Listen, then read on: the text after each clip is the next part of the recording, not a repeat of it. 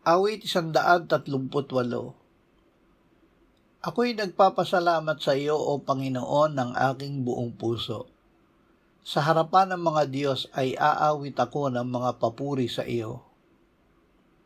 Ako'y yuyukod paharap sa iyong banal na templo at magpapasalamat sa iyong pangalan dahil sa iyong tapat na pag-ibig at katapatan, sapagkat iyong pinadakila ang iyong salita sa iyong buong pangalan.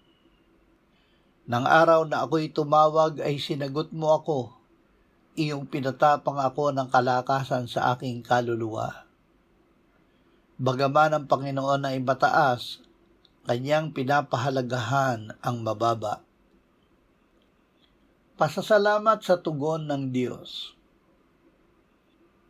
Magpasalamat tayo sa Diyos dahil sa kapangyarihan ng kanyang salita at pagkalinga sa mga mapagpakumbaba.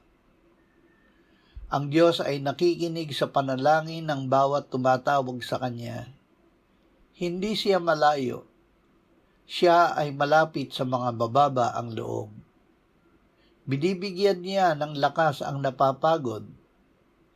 Ang Kanyang tapat na pag-ibig ay tumitiyak sa atin na tatapusin niya ang Kanyang sinimulang layunin sa atin.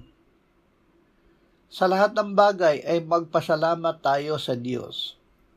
Huwag hayaang maging hadlang ang kaguluhan ng mundo. Ang kanang kamay ng Panginoon ay handang magligtas sa atin sa lahat ng pagsubok.